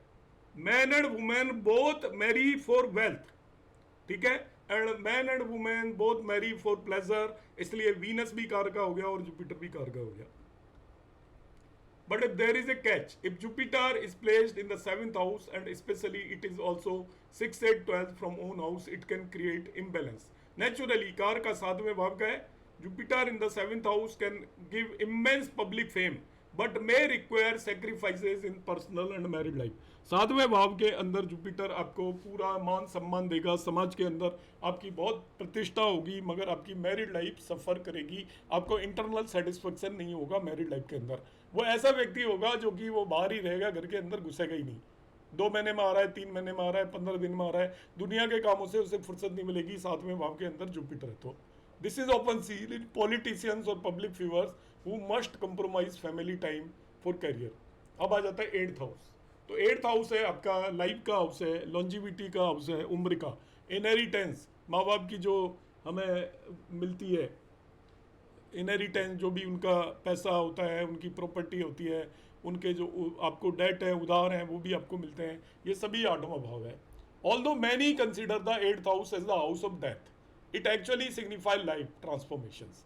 तो 8वें भाव को आप दिमाग के अंदर बिठा लीजिए। आपकी जिंदगी के अंदर कोई भी ट्रांसफॉर्मेशन 8th हाउस के बगैर नहीं होगा। लोग कहते हैं कि एस्ट्रोलॉजी का भाव 8th हाउस है। 8th हाउस रंध्र भाव है, रंध्र। जो चीजें ना तो रियल में एग्जिस्ट करती हैं और कब आएंगी आपको बताकर नहीं आएंगी, और आगे तो जल्दी से नहीं जाएंगी। ना उनके आने का पता है ना उनके जाने का पता है, और वो रियल में एग्जिस्ट भी नहीं करती बहुत सारी, वो सभी चीजों का भाव आठवां भाव है। इसलिए इसको रंध्र हाउस बोलते हैं, अंधेरा कुआं जिसके अंदर कोई झांक नहीं सकता, अंदर जाकर घुसकर कहां पर क्या आएगा किसी को नहीं पता, वो आठवां भाव है, इसलिए इसको रंध्र भाव बोलते हैं। तो रंध्र भाव का मतलब ऐसा एक होल है जिसके अंदर आप एंटर हो गए, इसके बाद आपको पता नहीं कहां पर क्या आने वाला है, और आपकी लाइफ के अंदर बगैर आठवें भाव के कोई भी, इसको हाउस ऑफ ट्रांसफॉर्मेशन भी बोलते हैं। अब ट्रांसफॉर्म पर्सन तभी होता है जब उसकी जिंदगी के अंदर सडन इवेंट्स होते हैं, बगैर सडन इवेंट्स के वो ट्रांसफर नहीं होता, वो सफर करता है। बगैर सफरिंग के कोई भी व्यक्ति ट्रांसफॉर्म नहीं होता। एक्सीडेंट होता है, दुख और तकलीफ आती है लाइफ के अंदर, तब वो अपना रास्ता बदलता है। सपोज बेरोजगार है, कोई काम नहीं है, अब वो अलग अलग एंगल्स पे सोचना शुरू करेगा। एस्ट्रोलॉजर्स के लिए बोला जाता है कि 8th house is house of astrology. Astrology 8th house का हाउस ऑफ एस्ट्रोलॉजी से कोई मतलब नहीं है, it is the house of unknowns, जिनके बारे में कुछ पता नहीं है, वो 8th हाउस है। एस्ट्रोलॉजी के बारे में आप सब लोग एस्ट्रोलॉजी कर रहे हो, आप में कोई भी नहीं कह सकता है ये अप्लाई भी होती है नहीं होती है, नो बडी कैन से। आपको क्या पता है? आपको तो एक किताब दे दी गई है, किताब आपने पढ़ ली, किताब को पढ़ के आप लोगों को बता रहे हो, कहीं सही निकल आता है कहीं गलत निकल आता है, आपको क्या पता है एक्चुअल में है या नहीं। डार्क एरिया है, आप हाथ लगा के तो नहीं बता सकते कि सैटर्न ने ये किया है, इसने ये किया है, उसने वो किया है। हम किसी भी व्यक्ति को इन जनरल देख कर ही तो प्रेडिक्ट करते हैं। अब prediction is a dark area, भगवान है आपका ईश्वर, आपको नहीं पता है या नहीं है। बहुत सारे लोग नहीं बिलीव करते बिल्कुल भी, आप उन्हें समझा भी नहीं सकते, आप ऐसे तर्कों से समझाओगे जिसका कोई मतलब नहीं। क्योंकि इंसान जो माइंड है, वो जो सामने चीज दिखाई दे रही होती है, जब तक हम हाथ लगा के नहीं देखते, हाथ लगा के देखेंगे तब तो आप वो मना नहीं कर सकते कि ये चीज नहीं है। आपके सामने एक बल्ब जल रहा है, आप कहोगे हाँ बल्ब जल रहा है, तो है बल्ब इसका मतलब। मगर आपके और कहीं से किसी तरीके की ऊर्जा आ रही है, उसका सोर्स क्या है आपको पता नहीं है। जब तक आपको पता नहीं है तो आप मानोगे तो मानोगे, नहीं मानोगे तो आपको कोई मनवा नहीं सकता। कोई जो हम कुतर्कों से प्रूव करते हैं कि ऐसा है वैसा है, उसके भी जवाब होते हैं लोगों के पास। तो ये आठवां भाव एक्चुअली आपके इंटरनल सेल्फ बिलीफ का भाव भी है। आपको कौन सी चीज दुनिया के अंदर समझ में आने लगती है। हर किसी को हर चीज समझ में नहीं आती, ईश्वर की खोज में निकल जाते हैं लोग बड़े बड़े राजपाट छोड़कर। इसका मतलब उन्हें कोई ऐसी चीज समझ में आ चुकी होती है जो आपको और हमको समझ में नहीं आती हो, और ये सारा का सारा आठवां भाव है जिसे हम लाइफ ट्रांसफॉर्मेशन बोलते हैं। ये आपका लॉन्जिविटी को इंडिकेट करता है, एक्सीडेंट्स और फियर्स को इंडिकेट करता है, इनहेरिटेंस एंड विल्स को भी रिप्रेजेंट करता है, आपको मालूम ही है। ये लाइफ इंश्योरेंस को रिप्रेजेंट करता है, ऑकल्ट को, एंड सडन इवेंट्स एंड कार्मिक शिफ्ट। कार्मिक शिफ्ट भी 8th हाउस से होता है, क्योंकि इसी की वजह से लाइफ के अंदर ट्रांसफॉर्मेशन होता है। कार का यहाँ पर होता है आपका सैटर्न, और ये आपका सैटर्न देखिए किन किन चीज़ों का कारक है। ये टाइम या समय का काल भी बोलते हैं शनि को, स्लो चलता है ना 2.5 साल में, तो ये टाइम का कारक भी सैटर्न है। लिमिटेशंस, आपके जो भी चीज़ें हैं उनके लिमिटेशंस को भी, कंस्ट्रेंट्स को भी यही रिप्रेजेंट करता है। फियर एंड डार्कनेस को भी सैटर्न रिप्रेजेंट करता है। मोक्ष and end of life transitions को भी सैटर्न रिप्रेजेंट करता है। 8th house reflect that legacy you receive और लीव बिहाइंड। जो लीगेसी आप अपने फोर फादर से, इसको हम पूर्वजों का भाव भी बोलते हैं। पितृ का भाव भी 8वां भाव है, जुपिटर यहाँ पर अच्छा माना जाता है। पितृ का भाव है 8th हाउस, तो ये पितरों का भाव है, जिसके जुपिटर 8th हाउस के अंदर होता है, उसको पितरों का आशीर्वाद मिलता है। तो 8th house reflect what legacy you receive or leave behind. It is less about death and more about what sustain beyond death. So ये मृत्यु से ज्यादा इस चीज पर निर्भर करता है कि डेथ के बाद भी क्या सस्टेन करेगा, like ancestors wealth, deep secrets और स्पिरिचुअल इंसाइट्स। वो सारी चीजों का भाव है। आप है उसके बाद भी क्या सस्टेन करेगा। देखिए ओकल्ट में जो भी लोग इन्वॉल्व हैं, आप जिनकी बुक्स पढ़ोगे या मैं किसी भी गुरु की बुक्स पढ़ता हूं, तो वो अक्सर उनमें जीवित कोई भी नहीं है, मगर वो है। उनका जो भी सीक्रेट, उनकी जो भी स्पिरिचुअल इंसाइट है, उसके बेस पर ही तो लिखा है। हम आदि शंकराचार्य को आज तक पढ़ते हैं, हम उनका जो अद्वैत का सिद्धांत है उसको लोग पढ़ते हैं। हम कहते हैं कि भाई आपका जो हिंदू या सनातन रिलीजन है उसको उन्होंने ही वो प्रोटेक्ट किया था। इंसान ही तो थे, वो भी इंसान थे, मगर उनकी जो डीप वो थी, उनकी अंडरस्टैंडिंग, स्पिरिचुअल इंसाइट थी, उसको वो अपने लिख कर गए और उसको हम आज तक पढ़ते हैं। बहुत सारे लोगों के डीप सीक्रेट हैं, वो भी 8th हाउस है। कई लोगों के बारे में ऐसी बात बहुत समय के बाद पता चलती है जब उनको काफ़ी गए हुए टाइम चला जाता है। एंसेस्ट्रल वेल्थ जो भी होती है आपकी, पूर्वजों की जो भी वेल्थ है वो भी 8th हाउस से हम रिप्रेजेंट करते हैं। जुपिटर देखिए 8th हाउस इन जनरल क्या होता है आपका, यहाँ पर लाइफ खत्म हो जाती है 8वें भाव के अंदर। फर्स्ट भाव के अंदर आपका आप एक तरीके से आते हो, आपका देह बनता है, दूसरे से स्पीच होती है, तीसरे से आगे बढ़ते हो, चौथे से आपका थोड़ी बहुत पढ़ाई लिखाई होती है, पांचवें से रोमांस वगैरह होता है, छठे से आप नौकरी वगैरह करने चाहते हो, सातवें से आप मैरिज करते हो, और 8 is end of your karmas, जो आपकी विशेष है, आपके कर्मास है 8वें भाव के अंदर, जिसको हम मृत्यु भाव बोलते हैं। एक्चुअली आपके उस तरीके की विश की मृत्यु हो जाती है 8वें भाव के बाद, और उसके बाद आप ट्रांसफॉर्म होते हो। 8वें भाव के बाद जो 4 भाव आपके आते हैं, 9वां, 10वां, 11वां, 12वां। 9th हाउस इज योर धर्म भाव, 10th house is your Karma भाव, 11th हाउस इज योर कामा भाव, कामनाओं का भाव, and 12th house is your मोक्ष भाव। ये 4 भाव पढ़ते हैं आपके। आप जरा ध्यान से देखोगे तो 9, 10th, 11th, 12th को कोई खास सिग्निफिकेशंस नहीं दिए हैं आपकी कुंडली ने। अब मान लो मगर वैसे कोई बहुत खास सिग्निफिकेशंस नहीं दिए हैं, जो कि पहले 8 भावों को सिग्निफिकेशन दिए हुए हैं। पहले भाव को आपको दिया हुआ है, दूसरे भाव आपके परिवार को दे दिया, तीसरा भाव आपके छोटे बहन भाई को दे दिया, चौथा भाव आपकी माता को दे दिया, पांचवा भाव पुत्रों को दे दिया, छठा भाव आपके प्रोफेशन को दे दिया, सातवां भाव आपकी वाइफ को दे दिया, 8वां भाव आपकी मृत्यु और इनहेरिटेंस को दे दिया। यहाँ पर पिक्चर क्लोज हो जाती है। अब 9वें, 10वें, 11वें भाव के अंदर आप उठकर जाओगे। मेनली सिग्निफिकेशन 9th हाउस को आप जरूर फिर भी फादर का मान लीजिए, मगर 10th, 11th, 12th में जो आपके लिविंग सिग्निफिकेशन है वो सारे के सारे पहले 8 भावों के अंदर कवर हो जाते हैं मैक्सिमम। 9, 10th, 11th, 12th जो भाव है अदरवाइज इंपॉर्टेंट है सभी। 9th और 10th सबसे इंपॉर्टेंट भाव होते हैं, मगर वो लिविंग सिग्निफिकेशंस में एक आप 9th को छोड़ लीजिए, 9 से 12 तक जितने भी भाव हैं कोई इतने इंपॉर्टेंट सिग्निफिकेशंस इनको जिंदगी के अंदर दिए हुए नहीं है। मगर ये आपका जो 9th हाउस है ये सबसे इंपॉर्टेंट है आपकी स्पिरिचुअल ग्रोथ के लिए। आप इस जन्म में जो भी कर्मास कर कर आए हो, संचित कर्मास लेकर आप जो अगली जन्म में जाओगे उसका द्वार है 9th हाउस। 159 को इसलिए हम धर्म त्रिकोण बोलते हैं। वन आपका शरीर है जो कि आप करंट कर्मास को आपका गवर्न करता है, 5th हाउस और पूर्व जन्म कर्मास को, और 9th हाउस आप इन संचित कर्मास को लेकर कहीं पर भी आगे जाते हो। जुपिटर यहाँ पर इसका कारक होता है 9th हाउस का, और 11th का भी कारक जुपिटर ही है। Jupiter is not just a planet of wisdom and expansion, it represent the bridge between your past karmas and future journey. 5वें और 9वें भाव का कारक है ना, देखो ये एक ही प्लेनेट आप देखिए, 5th का कारक भी जुपिटर है, 9th का भी कारक जुपिटर है। ये इन दोनों भावों के लिए एक ब्रिज की तरह काम करता है between past karmas and your future journey, जो आगे जाके आप जर्नी करोगे। It is karak of the 9th house which governs dharma. क्या सही है? वो धर्म है।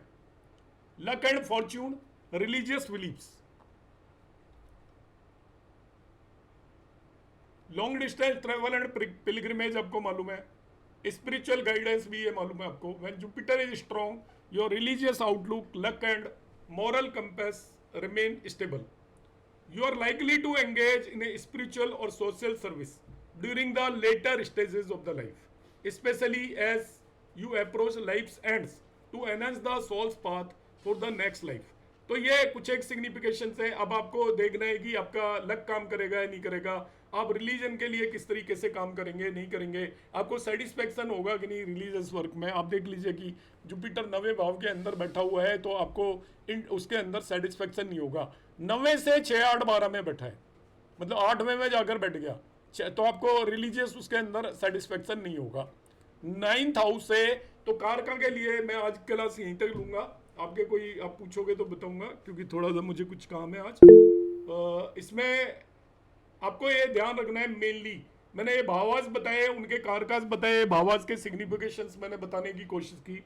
हमेशा ये ध्यान रखिए जब भी किसी भाव के आप रिजल्ट देखते हो, भाव फल जब देखते हो तो कारक को कभी भी मिस नहीं करोगे। आपको अपना पता चलेगा कि आपकी जो प्रेडिक्शन है उसका लेवल 30% राइज हो जाएगा। क्योंकि हम क्या करते हैं कि उच्च का नीच का बाकी चीज़ें देख लेते हैं, कारक को उतना हम इंपॉर्टेंस देते नहीं है। तब हमारा क्या होता है कि जो हमें इंटरनल सेटिस्फेक्शन किसी का पता नहीं चलता। आपने किसी व्यक्ति की मैरिड लाइफ का, मैं आपको अभी जो लोग करना चाहें वो चेक कर सकते हैं, अपनी कुंडली पर चेक करिए।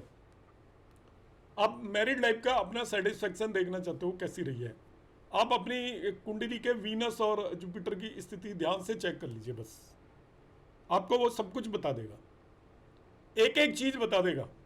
एक सक्सेना जी की एक बुक आती है और वो ऑथर हैं इसके वीनस पर, उन्होंने एक बुक लिखी हुई है और वो मैरिज के छोटी से लेकर बड़ी से बड़ी सारी चीज़ें ओनली बेस्ड ऑन वीनस हम प्रेडिक्ट कर सकते हैं। वीनस से क्यों प्रेडिक्ट कर सकते हैं बताइए? वो एक बुक है कम से कम 500 पेज की और उसके अंदर हर इवेंट बता रखा है on the based on the car का। हालांकि लाइफ के अंदर कोई भी इवेंट केवल कारका पे डिपेंड नहीं करेगा, मगर कार का plays a very very important role. जब भी हम कोई भी चीज देखते हैं, आपको देखिए एक नई चीज, हम दशा देखते हैं लग्न से, मगर मैरिज वीनस से 7th भाव की दशा पर भी हो सकती है। और मांगलिक दोष लोग अक्सर लग्न से मानते हैं, मून से मानते हैं, मगर मांगलिक दोष शुक्र से भी होता है मैरिड लाइफ में। यदि शुक्र से, बहुत सारे एस्ट्रोलॉजर्स शुक्र से भी मांगलिक दोष मानते हैं। तो कार का बहुत इंपॉर्टेंट होता है कि उस पर्टिकुलर इवेंट की लग्न है, ये मान लीजिए आप उस काम के लिए आप किसी को लग्न सेलेक्ट करना चाहते हो तो आप कारका को लग्न सेलेक्ट कर सकते हो। कई जगह पर ये आपका एक से ज़्यादा लग्न बताई जाती हैं। आपको कोई भी इवेंट देखना है तो हम 4 लग्न यूज़ करते हैं उसमें। पहली लग्न यूज करते हैं, दूसरा मून को लग्न यूज करते हैं, तीसरा सूर्य को लग्न यूज करते हैं और चौथा कारकास को भी लग्न यूज करते हैं। 4 टाइप ऑफ लग्न भी बहुत सारे लोग यूटिलाइज करते हैं। तो मैं 9th हाउस पे ही अभी आज रोक रहा हूं।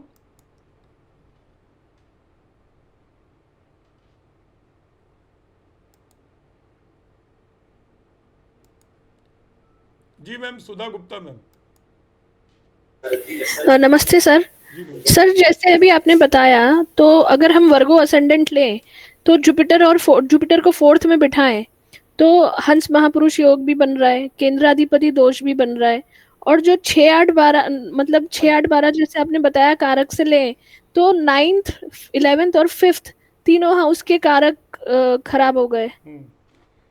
तो सर पहले बताओ केंद्राधिपति दोष क्या होता है? सर बेनिफिक प्लैनेट्स जो होते हैं अगर वो केंद्र में आ जाएं तो केंद्राधिपति दोष होता है। होता क्या मतलब, उससे क्या होता है केंद्राधिपति सर दोष? सम हो जाता है और कुछ नहीं होता, कोई तो बड़ा आपको नहीं नहीं है। बोलना चाहिए ना, केंद्राधिपति दोष कुछ नहीं होता। केंद्राधिपति दोष कोई भी दोष नहीं है, उसके आगे पता नहीं दोष क्यों लगाया गया है। एक्चुअली जो बेनिफिक प्लेनेट है जब केंद्र के लॉर्ड हो जाते हैं तो न्यूट्रल हो जाते हैं, जी तो वो दोष तो नहीं हुआ ना, मतलब इसलिए उसको बोल देते हैं दे बिकम्स न्यूट्रल ओनली। हाँ ठीक है, वो आप जो बात बता रहे हो कि वो आप कह रहे हो कि पंच महापुरुष राजयोग बना लेगा, ठीक है ना, राइट सर। ऑन साइन में बैठकर पंच महापुरुष राजयोग बना लेगा। आप पंच महापुरुष राजयोग बना लिया, कोई बात नहीं, पर भी वो बाकी और रिजल्ट अपने लॉर्डशिप वगैरह के लिए तो काम करेगा ना बहुत प्रॉपरली। सर तो हम ये कारक को कितना परसेंटेज दे, जैसे इस ये अगर ये कुंडली अगर हम बोले तो 9th 11th और 5th तीनों भाव के कारक के सेटिस्फेक्शन नहीं हिसाब, मिलेगा उसको। मतलब लेकिन लाइफ में मिलेगा, लेकिन हाँ, सिर्फ इंटरनल सेटिस्फेक्शन इन भावों से रिलेटेड नहीं मिलेगा उसको। जैसे फादर है, फादर से सेटिस्फाइड नहीं होगा, earning gain, friend circle, brother sister से सेटिस्फाई नहीं होगा वो। तो आपको जो इंटरनल सेटिस्फेक्शन जो चाहिए उन पर्टिकुलर चीजों से रिलेटेड, वो उसको बिल्कुल भी नहीं मिलने वाला है। Okay sir. क्योंकि कारक का इतना ही रोल होता है। सबसे बड़ा कारक किसी भी चीज के बारे में आपको हम किसी भी चीज का जो टेस्ट करते हैं वो 2 तरीके के टेस्ट होते हैं। आप एक एप्पल खरीद के लाए बाजार से, ठीक है, आप जब तक नहीं खा रहे हो, बिल्कुल रेड है, आप क्या सोचोगे? वह एप्पल आ गई आपके पास, you are possessing apple. Possess करने से कुछ होता है क्या? नहीं होता ना। अब आपने उसको काटा और खाने लगे, पता लगा कच्चा सा है, कड़वा सा है, अल्टीमेट रिजल्ट क्या मिले? अब आपको बताइए, आपने एप्पल खाया, what will you feel? Sir मजा नहीं आया, नहीं, खराब सेटिस्फाइड हो गया, मन खराब हो नहीं। गया। जबकि आपने नहीं एप्पल सर। भी था, आपने खाया, खा भी लिया, स्टिल आप सेटिस्फाइड नहीं हो। तो ये कारका का रोल है, आप इसको इस तरीके से समझो। कार का ओके इज वेरी इंपॉर्टेंट। आप एक कार खरीद कर लेकर आए, बढ़िया सी, और बहुत पैसे लेकर काले रंग की खरीद लाए घर में, और मिलते ही रिश्तेदारों ने प्रेज करने की बजाय कह दिया अरे क्या आर्मी वाली, टैक्सी वाली जैसी कार खरीद ली आपने। आपका आते ही मूड खराब हो गया। दूसरे दिन और किसी ने बोल दिया, तीसरे दिन ऑफिस वालों ने बोल दिया, 5वें दिन किसी ने और ने बोल दिया। अब आपके मन में क्या रहेगा? यार ये इसका कलर गलत हो गया। अब आप चेंज तो कर नहीं सकते, अब आप उसको एंजॉय नहीं कर रहे हो। या वो आपका उसका पर्टिकुलर चीज का एक्सीडेंट हो गया 10-5 दिन के अंदर ही, और उसके अंदर कोई ट्रबल आने लगी, इंजन के अंदर ट्रबल आने लगी, आप पजेस कर रहे हो, रास्ते में आपको लेके कहीं भी रुक के बैठ जाती है, तो आप उस चीज को एंजॉय नहीं करोगे। तो जब तक कारक आपका सही प्लेस नहीं होगा, आप उस पर्टिकुलर भाव के जो सिग्निफिकेशंस हैं आप उसे पजेस करोगे, मगर एंजॉयमेंट नहीं होगा। Thank you sir. Jyoti Krishnan ma'am. Namaskar. नमस्कार ma'am. Suppose Jupiter is the lord of third and sixth house and placed in the eighth house. Yes, नहीं फिर लॉर्डशिप की हम डिस्कस नहीं कर रहे, आप केवल कार का बेस पे क्वेश्चन पूछो। ठीक है, कारक तो जुपिटर है, वैसे तो पुत्र कारक है, हस्बैंड का कारक है, being third Lord and sixth Lord और एथ हाउस। वैसे सिक्स्थ लॉर्ड एथ हाउस में होने से तो वो कारका होने से भी तो लक्की बोलते हैं ना, वैसे तो वो तो योग बोलते हैं ना। हाँ, वो 9th हाउस के लिए अच्छा नहीं होगा, विपरीत राजयोग बोलते हैं उसको। विपरीत राजयोग बोलते हैं, और नाइन्थ और भाग्य के लिए तो अच्छा नहीं होता, बट स्टिल 8th हाउस में जुपिटर आ गया तो वो 9th हाउस का कारक है ना, अपने से 12th में चला गया। अच्छा, फिर मांगल्य के लिए तो ठीक है ना। किसके लिए? Longevity of husband.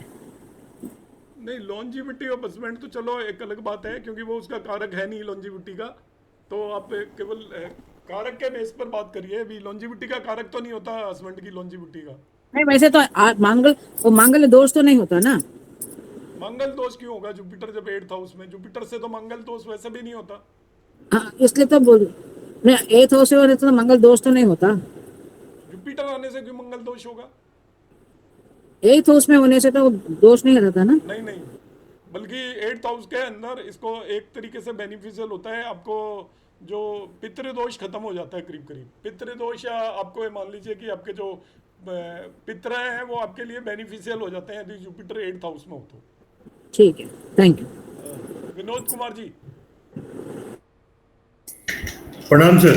जी प्रणाम सर धन्यवाद, बहुत अच्छी क्लास है। एक सर सवाल आपकी इस प्रेजेंटेशन के बीच में से निकला है कि मंगल को अगर हम कालपुरुष कुंडली के हिसाब से देखें तो आपने बोला कि तीसरे भाव का कारक है, वहां से अगर मैं अष्टम पे जाऊं तो वो दशम भाव बनता है जहां पे वो कंफर्टेबल फील करता है अपने आप को। अगर कालपुरुष हो तो वो लगन को भी देख रहा है, तो यानी कि पॉजिटिव सिम्टम्स है मार्स के, बट वो अपने तीसरे भाव से अष्टम हो गया। इसको कैसे देखेंगे सर? हाँ, तो वो 3rd हाउस के लिए सिग्निफिकेशन के लिए नहीं होगा। कालपुरुष की कुंडली को ऑलवेज रिलेट ना करें, वो कन्फ्यूजन क्रिएट होगा उसमें। तो मगर वो 3rd हाउस के जो कारकास हैं उनके लिए उसका प्लेसमेंट ठीक नहीं है। कई चीज़ों के लिए ठीक है, पक्षबली भी होता है वो सॉरी आपका दिग्बल भी होता है उसमें 10th हाउस के अंदर, मगर वो 3rd हाउस के जी। सिग्निफिकेशन के लिए सही नहीं है। तो यानी कि वो अपने सिबलिंग के लिए ठीक नहीं रहेगा। हाँ, 3rd हाउस के जो भी है करेज वगैरह नहीं होगा, एक्सप्रेस करने की वो नहीं होगी। इस तरीके से आपका जो 3rd हाउस के जो भी सिग्निफिकेशंस हैं, क्योंकि वहां से वो 8th में चला गया, तो उतना बेटर नहीं मानेंगे उसको। Right sir, thank you. Devni Yadav ji. नमस्ते सर। जी नमस्कार। मेरा क्वेश्चन ये है कि जो कारको भावनाशा हम बोलते हैं वो D1 चार्ट से होता है, राइट? तो मानो ये D1 में होता है लेकिन केपी में नहीं होता, तो क्या क्या समझे? मानो मार्स है 3rd हाउस में, D1 में है, लेकिन केपी में वो 4th हाउस में चला गया, नहीं, तो क्या समझे? केपी से कोई मतलब नहीं है इसका। Okay, thank you, thank you. Gaur ji, Tej Gaur ji.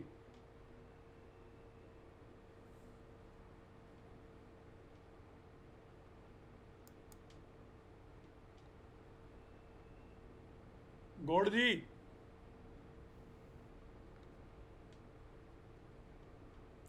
Agarwal साहब।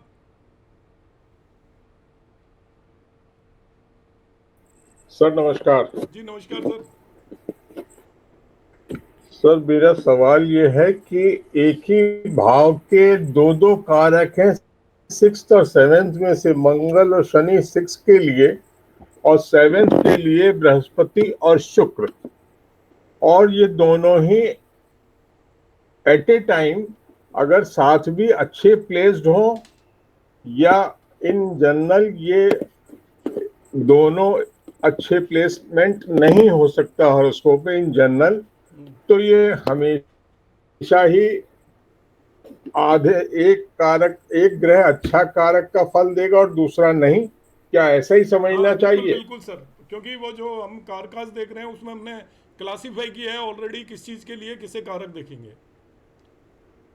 भाव की जगह अच्छा, और जब ये सिग्निफिकेशंस के साथ कारक ले साथ लिए। बैठ गए,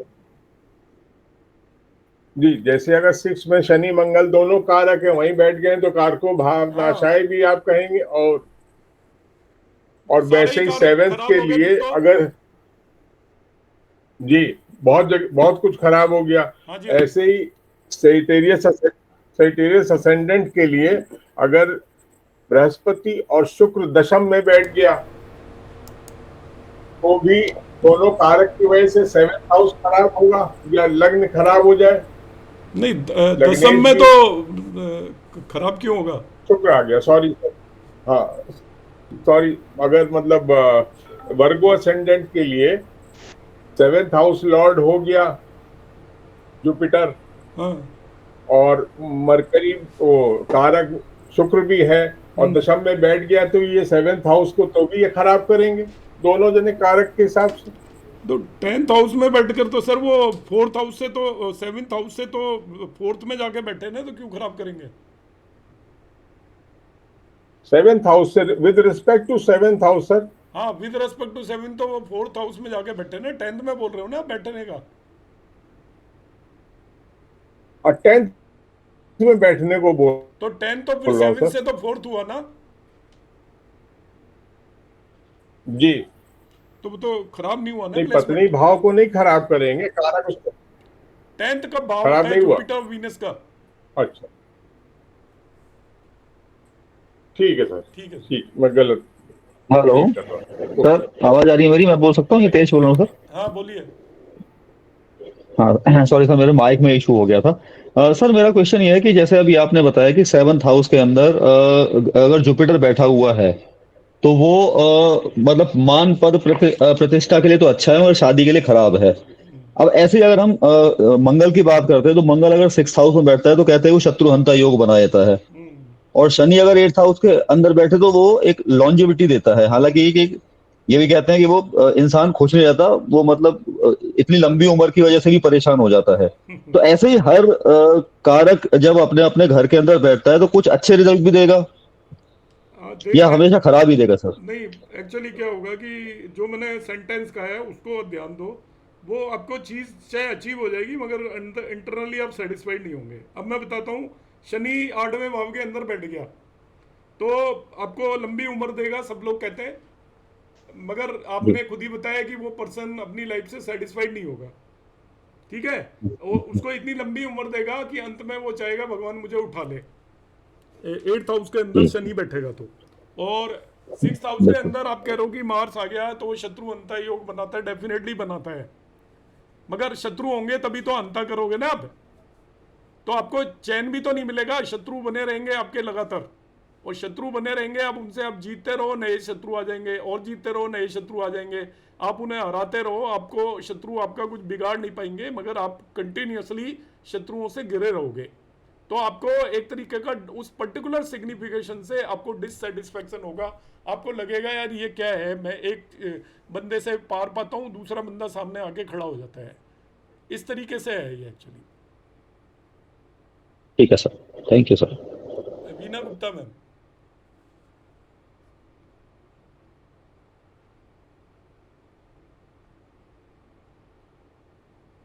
नमस्ते सर। जी नमस्कार मैम। हाँ सर, मुझे ना एम्प्टी हाउस के बारे में थोड़ा सा जानकारी चाहिए। उसका हम विश्लेषण कैसे करेंगे? अगर एम्प्टी हाउस है तो उसका विश्लेषण समझ नहीं आ रहा है। विश्लेषण सिंपली है कि जो एम्प्टी हाउस होता है वो, एम्प्टी हाउस हो गया हमारे, हाँ, मतलब उसके 2 या 3 रिजल्ट हो गए, केवल आपने लॉर्ड बताया था पे कि और उसके उस पर डिपेंड करेंगे बस, कारक पे, बाकी उस पर किसी का कोई असर नहीं है। तो आप उसका इजीली प्रेडिक्शन दे सकते हो उसके बारे में। एम्प्टी हाउस हो गया तो उसमें तो सर इनडायरेक्ट उसका इफेक्ट कोई भी नहीं है, तो वहाँ पे उसके जो भी आपके फल हैं, भाव फल केवल लॉर्ड और कारक पे डिपेंड करेंगे। अदरवाइज जब एक भाव के अंदर कोई प्लेनेट बैठ जाता है या उसे एस्पेक्ट करता है तो उसकी प्रेडिक्शन देना थोड़ा सा मुश्किल हो जाता है, क्योंकि उनका भी इन्फ्लुएंस होता है, तो सब चीज़ों को कंबाइन करना थोड़ा डिफिकल्ट होता है। तो एम्प्टी हाउस में यदि आपका ये मान के चलो कि कोई भी प्लेनेट यदि नहीं इन्फ्लुएंस कर रहा, तो अब उसके रिजल्ट आपके ओनली कार का और उसके लॉर्ड पर डिपेंड करेंगे, तो आपके लिए आसानी हो जाएगी प्रेडिक्ट करने में। कार का लॉर्ड एंड भाव जो उसके हाउस है, जहाँ उसका भी हाउस सिग्निफिकेशन में तो होगा कोई ना, असर डाल ही नहीं रहा ना, हाउस पे तो ना कोई एक्सपेक्ट कर रहा है ना कोई बैठा है। ओके, तो सिर्फ कार का और जो लॉर्ड होगा लॉर्ड दोनों के बेस पे आप बता दोगे आपको कैसे रिजल्ट मिलेंगे। जो भी। Okay, thank you sir. Parveen Arora ma'am. नमस्कार सर। जी नमस्कार। सर जैसे अभी बात हुई थी कि मंगल अगर 6th हाउस में बैठता है तो शत्रु हंता योग है, मगर अगर मंगल 3rd का भी कारक और 3rd में ही बैठा हुआ हो तो वो अच्छे रिजल्ट देगा या नहीं? शत्रु अंता योग से कुछ आपको मिलने वाला नहीं है, वो वहां भी नेगेटिव है, 3rd में भी नेगेटिव ही है। मतलब वो बच्चा पढ़ेगा नहीं या कुछ ऐसा? पढ़ने वाला तो हाउस है नहीं 3rd। नहीं, जैसे मतलब किसी का जैसे मेष लगन की कुंडली है और 3rd हाउस में मंगल बैठ गया तो नहीं वो तो उससे कोई बात क्या नहीं। सेटिस्फेक्शन नहीं मिलेगी? 3rd हाउस में एक तो उसका प्लेसमेंट अच्छा नहीं है, शत्रु राशि में चला गया, ऐसे लॉर्ड अच्छा नहीं है ना, लगन लॉर्ड 3rd हाउस में। हाँ जी। और एज ए कार का तो वो 3rd हाउस से रिलेटेड सिग्निफिकेशंस का उसको एंजॉयमेंट नहीं करेगा वो, उसके अंदर करेज की कमी होगी, थोड़ा टेक्निकल लर्निंग की कमी होगी, इस तरीके की चीज़ों की कमी होगी, और करेज भी कम होगा। जो 3rd हाउस के जो सिग्निफिकेशंस है मैंने बताए उनमें उसको थोड़ी कमी रहेगी यदि 3rd हाउस में ही मार्स बैठा है तो। ठीक है सर।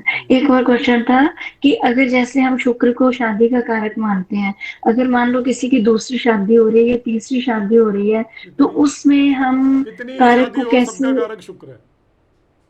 ओके, तो फिर उसको मतलब देखेंगे कैसे? मान लो किसी की दूसरी शादी होनी है वैसे ही देखने में कोई एक शादी सही नहीं होती, दूसरी भी सही नहीं होगी उसकी। नहीं, जैसे हमने मतलब 7th हाउस में शुक्र है तो 7th से 6 से 12 में शुक्र नहीं जाना चाहिए, तो जब दूसरी शादी लेनी है शादी का भाव 7वां ही है। अच्छा, शादी का भाव 9वां या 11वां कभी भी नहीं बनेगा। 7th house is the house of the spouse.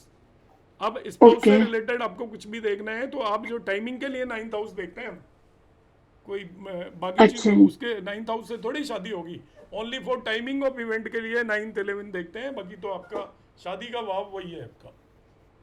पर अगर जैसे कहते हैं कि कोई नक्षत्र ऐसे होते हैं कि जिसमें मतलब वो उसका 7th का लॉर्ड बैठा हो तो उसमें डिवोर्स देता है, तो फिर सेकंड शादी करने के लिए फिर वो कैसे देखा जाए? ऐसा कुछ भी नहीं है कि एस्ट्रोलॉजी में ऐसी कोई चीज नहीं है कि ये होता ही होता है, ऐसा कुछ भी नहीं है। आप जो एग्जांपल बताओ मैं उसके 20 वो बता दूंगा। नेगेटिव ऐसा कुछ नहीं होता कि इस नक्षत्र में बैठा है तो देता ही देता है, हम लोगों का कहना है, ऐसा कुछ भी नहीं होता। किसी भी नक्षत्र में कोई बैठा है, पुराने जमाने में जो मूल नक्षत्र में लोग पैदा हुआ करते थे उनको बहुत ज्यादा अशुभ मानते थे, आजकल बिल्कुल भी नहीं होता। मैं खुद ही छोड़ने वाला हूँ क्लास, मेरे को एक्चुअली कुछ काम है जरूरी, 9:15 जाना था, तो मैं सबसे माफी चाहूंगा जिनके आंसर नहीं कर पाया मैं।